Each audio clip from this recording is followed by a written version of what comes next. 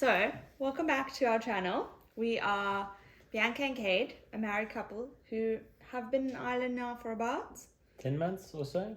10 months. We moved here last year, June, as the COVID restrictions were easing up. And so we've had about 10 months of experience in Ireland. It's not a lot, but enough to properly have a sit down chat about, the pros and cons of Ireland, why we chose Ireland. Are you excited?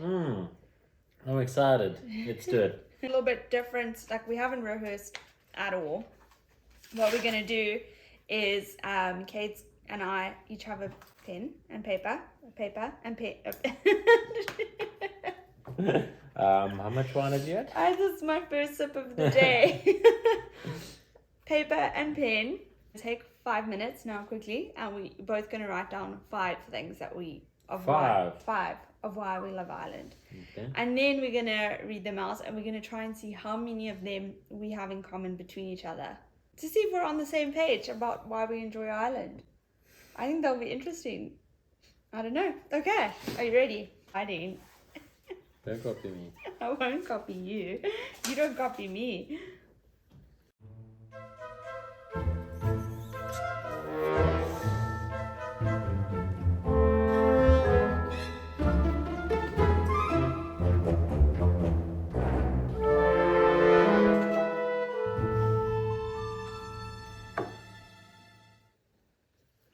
Okay. You say your first one. Okay. And I'll And say we'll if I've see how got many them. points we get at the end of it. Yeah. Okay. Okay. So my number 1 is the people.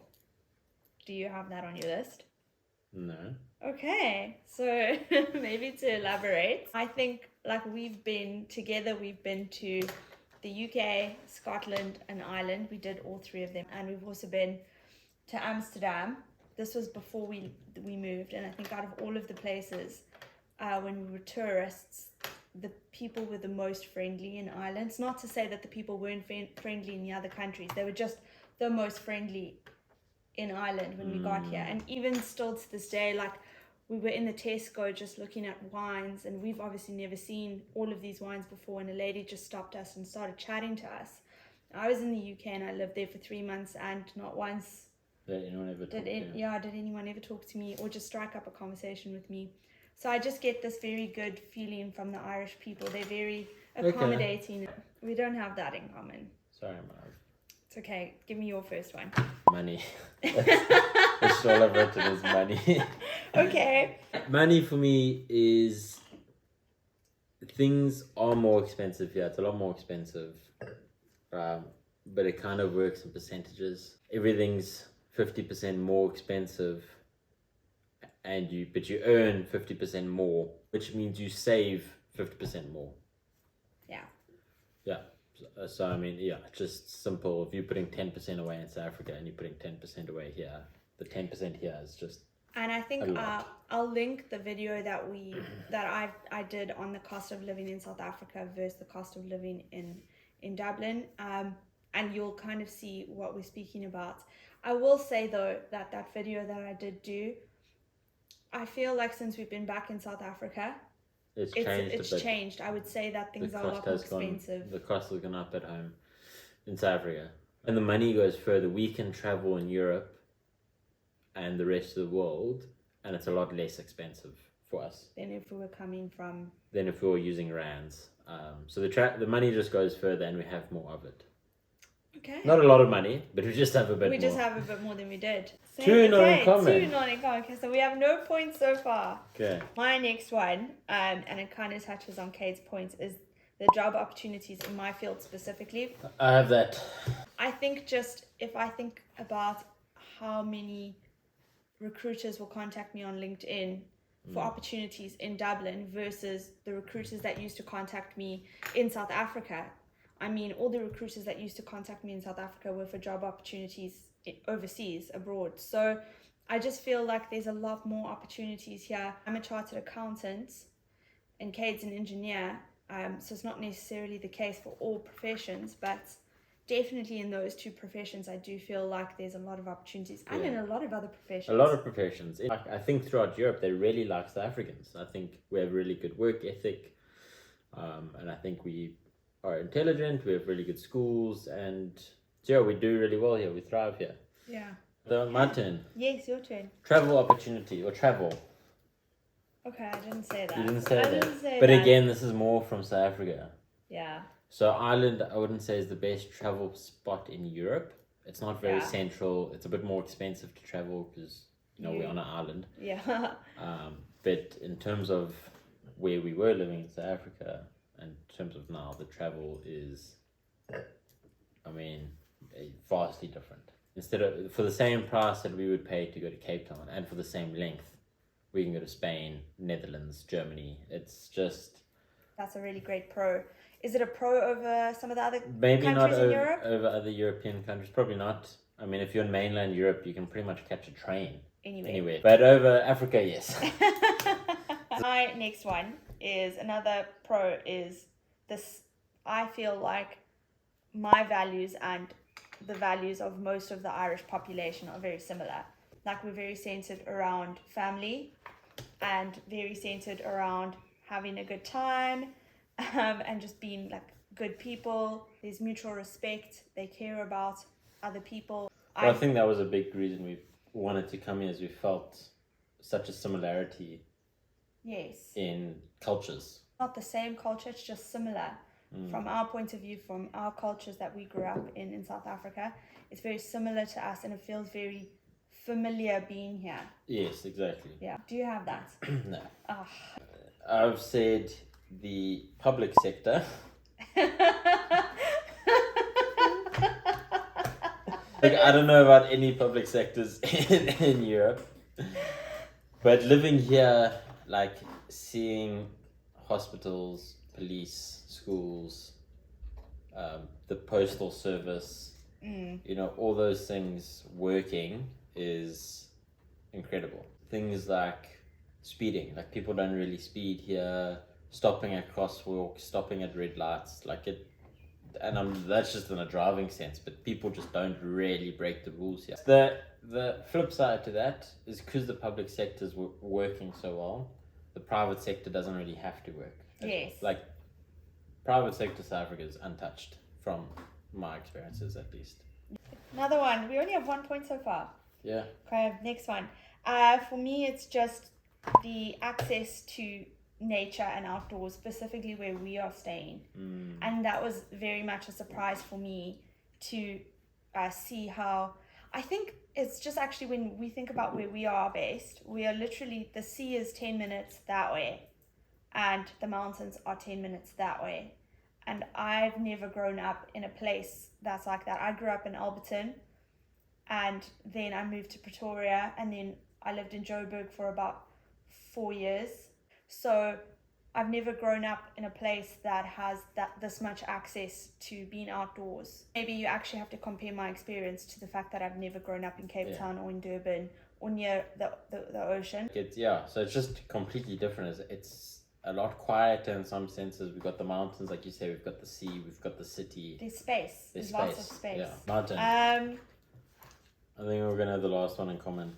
Ooh, okay. I've said, now it's not the biggest concern for me, but it's a concern for Bianca, and which means it's a concern for me, which is safety. Okay, yeah, I do have that one. So back home, obviously the South Africans watching, it's not the safest country in the world. It's not like every second, it's not like living in a Mad Max movie, but you just have to be cautious. You have to have common sense. You always have to be watching.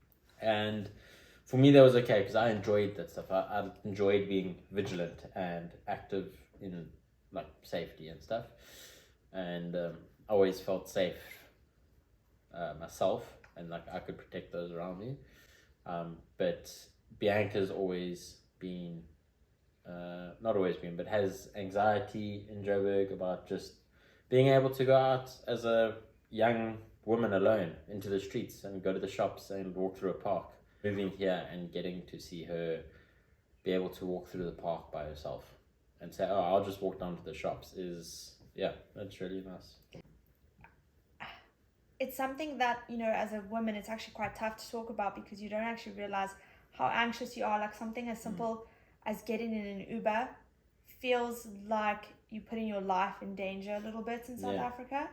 and it's not actually the case. Like it's not that if you get into an Uber something bad is going to happen to you. I've taken Ubers by myself in South Africa, and I've been perfectly fine, and they are some of the greatest people that you get in the cars with, that when you chat to them, they're good-hearted people. So it's not about like you're going to get in the car. I think it's just the fact that you don't know, and there is a higher probability of something happening to you there than there is here, and you know it when you're in South Africa. You're very concerned for my safety, and it's been great for you to see, but I think even my anxiety about your safety. Wait, I think there was a hair hanging in my... Why are you laughing? Does it sometimes feel like you have hair there that you just want to whip away? I feel like even my anxiety about your safety and well-being is minimized here. I only got 2 points, 2 out of 5. I know. But anyway, let's do the cons. Cons of living in Ireland. I'm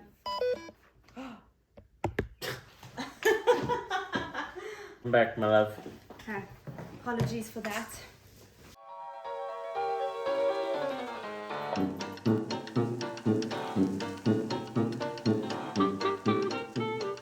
Okay, I've got 5. Okay, I'm going to start. The first one, and I really hope we have this in common, is the housing crisis. Do you have that? Are we going to get any points? But maybe to elaborate on the housing crisis, I think especially if you come from South Africa, and maybe more specifically Joburg, and I don't know if it's still the same. When we were there, when we were looking for places to rent, it felt like we had endless options, and you could negotiate, and there was just a lot of options of places to live. You didn't really have that much choice yet, and especially us thinking about buying a house in the next year or so, it feels like what we want seems very unattainable. And I want to elaborate on that. I find leading on this with the realtors, there's more people than there are housing crisis.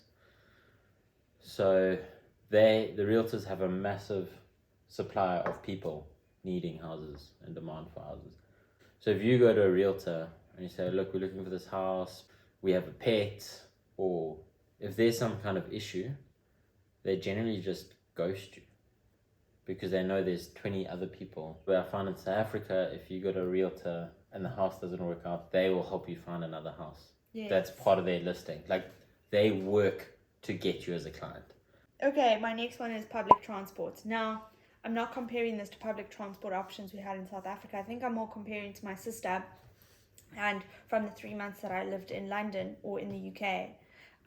The public transport options here are not as great as some of the other public transport options in Europe, and especially where we are on the outskirts of the city, sometimes it feels like it's so much longer. I needed to go to a client on Friday, and it would have taken me an hour and a half via public transport to get there because it was on the west side of the city, so I had to go into the city and then out, versus me asking Kate if I can use the car that day took me 20 minutes. Do you have that as well? I thought of it, but I didn't put write it down. Yeah. Okay, it's your turn. Weather. Oh, I didn't even write that. The weather. That's a good one. Yeah. That's a good one. I didn't even think of that. We don't even have any in common yet. The weather has surprised us though, but I think it surprised us because we expected the worst. And I think we got the best, to be fair. We have gotten We've got the best, not of the world, but of Ireland. And I guess going hand in hand with that is that I just don't know if I'll ever get used to the feeling when the sun starts to set really early. And the plus side to that, the sun setting really late in the summer is a massive pro. Massive pro. Yeah.